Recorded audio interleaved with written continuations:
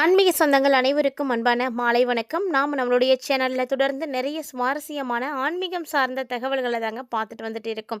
அந்த வரிசையில் இன்றைக்கி என்ன நம்ம பார்க்க போகிறோம் அப்படின்னா, பொதுவாகவே தீப விளக்கு அப்படிங்கிறது நம்முடைய வாழ்க்கையில் இருக்கக்கூடிய இருளை நீக்கி ஒளியை வழங்கக்கூடியது, மங்களத்தினுடைய அடையாளம் அப்படின்னு சொல்லுவாங்க. இந்து சமய வழிபாடுகளில் ஏற்றப்படக்கூடிய ஒரு மிகப்பெரிய விஷயம்னா அது ஜோதி தாங்க. வீட்டில் மகாலட்சுமி கடாட்சியம் பெறணும் அப்படின்றதுக்காக நம்முடைய எல்லா விசேஷ நாட்கள்லையுமே நம்ம வீட்டில் பார்த்திங்கன்னா அகல் விளக்கில் தீபம் ஏற்றி வழிபாடுகள் செய்கிறோம். அதாவது வீட்டில் பார்த்திங்கன்னா நம்ம விளக்கேற்றுவது வழக்கமாக வச்சுருக்கோம். அதுவும் குறிப்பாக வெள்ளி செவ்வாய்க்கிழமைகளில் கட்டாயமாக நம்மளுடைய வீட்டில் தீபம் ஏற்றி நம்ம வழிபாடுகள் செய்துட்டு இருக்கோம்.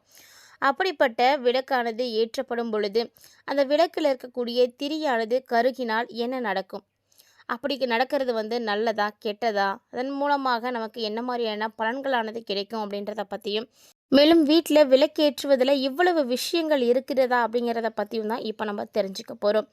வீடியோக்குள்ளே போகிறதுக்கு முன்னாடி நீங்களும் நம்ம சேனலை சப்ஸ்கிரைப் பண்ணாமல் இருக்கீங்க அப்படின்னா மறக்காமல் சேனலை சப்ஸ்கிரைப் பண்ணிக்கோங்க. கூடவே பக்கத்தில் இருக்கிற பெல் சிம்பிளையும் கிளிக் பண்ணிக்கோங்க. அப்போ தான் நாங்கள் போடக்கூடிய வீடியோக்கள் எல்லாமே உங்களுக்கு நோட்டிஃபிகேஷன் உடனுக்குடன் வந்தடையும், நீங்களும் பார்த்து பயன்பெறலாம். வாங்க வீடியோக்குள்ளே போகலாம். பொதுவாக நம்முடைய வீடுகளில் வாரத்துக்கு ஒரு முறையோ அல்லது இருமுறையோ தீபம் ஏற்றி வழிபாடு செய்கிறது உண்டு. ஒரு சிலர் பார்த்திங்கன்னா வாரம் முழுக்க 7 நாட்களுமே அந்த வீட்டில் தீபம் ஏற்றி வழிபாடுகள் செய்வாங்க. அதில் குறிப்பாக செவ்வாய் வெள்ளி அப்படிங்கிறது கட்டாயமாக ஒவ்வொரு வீடுகள்லையும் தீபம் ஏற்றி வழிபாடு செய்யக்கூடிய ஒரு நாள். அப்படி வழிபடக்கூடிய பூஜையில் நம்ம எரியக்கூடிய தீபத்தினுடைய ஜோதியில் இறைவன் இருப்பதாக நம்ம நம்புகிறோம். அதாவது இதுதான் ஐதீகம் கூட. வீட்டில் தீபம் ஏற்றுறோம் அப்படின்னா அதில் இறைவன் நமக்கு காட்சி கொடுப்பாரு. தீபம் ஏற்றக்கூடிய இல்லங்களில் பார்த்திங்கன்னா நேர்மறை ஆற்றலானது அதிகரிக்கும் அப்படிங்கிறது நிறைய பேருடைய நம்பிக்கை. அதனால தான் நம்ம தினந்தோறுமே தீபம் ஏற்றுவாங்க வீட்டில். ஸோ தீபத்தில் நாம் ஊற்றக்கூடிய எண்ணெயும் சரி, அதில் இருக்கக்கூடிய திரியும் சரி, ரெண்டுமே ரொம்ப ரொம்ப முக்கியமான ஒன்று. இதில் எண்ணெயை காட்டிலும் திரிக்கு தான் ரொம்ப முக்கியத்துவமானது இருக்குது. இந்த திரியானது எரிந்து கருகுது அப்படின்னா வீட்டில் என்ன நடக்கும் அப்படின்னு சாஸ்திரங்கள் நிறைய விஷயங்களை சொல்லியிருக்கு. ஸோ அதை பற்றி தான் தெளிவாக நம்ம இப்போ பார்க்க போகிறோம். எரியக்கூடிய தீபத்தை நம்ம ஒருபோதும் வாயால் ஊதி மட்டும் அணைக்கக்கூடாது. அப்படி நம்ம வாயால் ஊதி நெருப்பு அணைக்கிறோம் அப்படின்னா அந்த வீட்டில் தரித்திரமானது குடிக்கொள்ளும். அதனால தான் நம்ம தீபமானது எரிஞ்சிட்ருக்கு அப்படின்னா புஷ்பத்தை கொண்டு அணைக்கணும் அப்படின்னு சொல்கிறோம். வாயு பகவானுடைய சாபத்திற்கு நம்ம ஆளாக நேரிடும் அப்படிங்கிறதுனால தான் இப்படி வாயால் ஊதக்கூடாது அப்படின்னு சொல்லுவாங்க. அது மட்டும் இல்லாமல் எரியக்கூடிய ஜோதி அப்படிங்கிறது இறைவனுக்கு சமமாக பார்க்கப்படக்கூடிய ஒன்று. அப்படிப்பட்ட தீபத்தை நம்ம வாயால் வைத்து ஊதி அணைக்கக்கூடாது. வாயில் இருந்து தெறிக்கக்கூடிய எச்சில் இறைவனை அவமதிப்பதற்கு சமம் அப்படின்றதுனால தான் இது மாதிரி செய்யக்கூடாதுன்னு சொல்லுவாங்க. மேலும் பார்த்திங்கன்னா இது தெய்வ குத்தம் ஆகிடும் அப்படின்னு நம்முடைய முன்னோர்கள் நமக்கு சொல்லி கொடுத்துருக்காங்க. தீபத்தில் நாம் ஊற்றக்கூடிய எண்ணெய் அது பார்த்திங்கன்னா ரொம்ப ரொம்ப முக்கியம். அது நல்லெண்ணெயாக இருக்கணும், இல்லைன்னா நெய்யாக இருக்கணும். இது ரெண்டில் நீங்கள் தீபம் ஏற்றும் பொழுது தான் உங்களுடைய வீட்டுக்கு செல்வ கடாட்சியமானது கிடைக்கும், மகாலட்சுமி குடிக்கொள்வாங்க அப்படின்னு சொல்லுவாங்க. தீபத்தில் ஊற்றப்படக்கூடிய எண்ணெய் நிறைய எண்ணெய்கள் இருக்குது. அது மட்டும் இல்லாமல் இப்போலாம் கலப்பட எண்ணெய்கள் கூட இருக்குது. நிறைய எண்ணெய்கள் சேர்ந்து கலவையாக கூட இருக்குது. ஆனால் அந்த மாதிரி எண்ணெய்களை கண்டிப்பாக நீங்கள் பயன்படுத்தக்கூடாது. வீட்டில் தீபம் ஏற்றும் பொழுது நீங்கள் நெய்யை பயன்படுத்துங்க, இல்லைன்னா சுத்தமான நல்லெண்ணெயை பயன்படுத்துங்க. இது ரெண்டும் நீங்கள் ஏற்றும் பொழுது உங்களுக்கு ரொம்ப நல்ல விஷயங்களானது நடக்கும். கோவில்களில் ஏற்றப்படக்கூடிய தீபத்தில் நீங்கள் பஞ்சலோக எண்ணெயை ஏற்றலாம். அதாவது எல்லா எண்ணெயும் கலந்து கூட நீங்கள் தீபம் ஏற்றலாம். ஆனால் ஒருபோதும் நம்முடைய வீட்டில் செய்யவே கூடாதுங்க. அது ரொம்ப தவறான ஒன்று. ஒரு எண்ணெயோடு இன்னொரு எண்ணெய் சேரும் பொழுது அது கலவையாக மாறுது.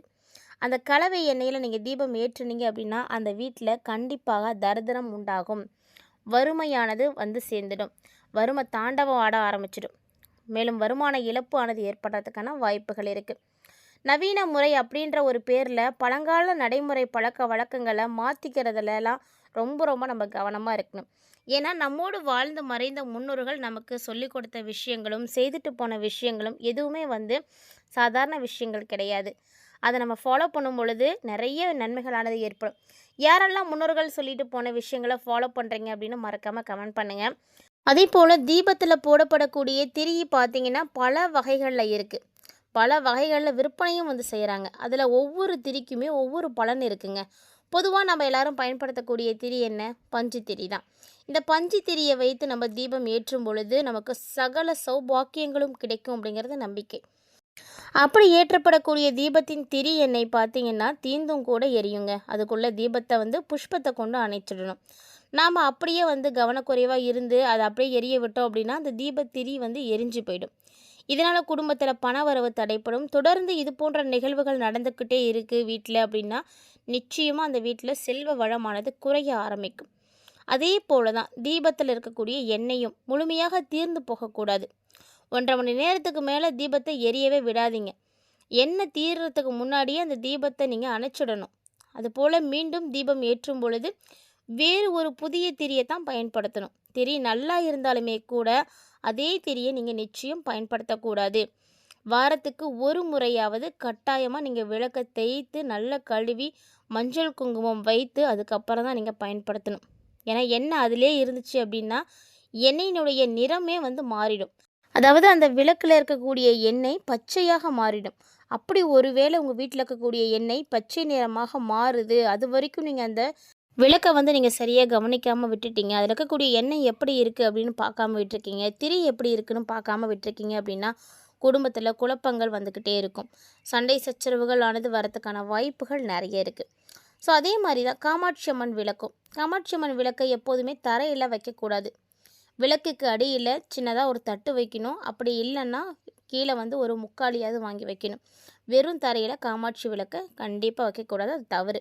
யாராவது வச்சுருந்தீங்க அப்படின்னா அதுக்கு மாற்றிக்கோங்க. விளக்குக்கு மஞ்சள் குங்குமம் அப்படின்றது கண்டிப்பாக இருக்கணும். விளக்குக்கு மஞ்சள் குங்குமம் வைக்காமல் நீங்கள் தீபம் போடவே கூடாது. வீட்டில் யாராவது தூங்கிட்டு இருக்காங்க அப்படின்னா அந்த சமயத்தில் நீங்கள் தீபத்தை ஏற்றக்கூடாது.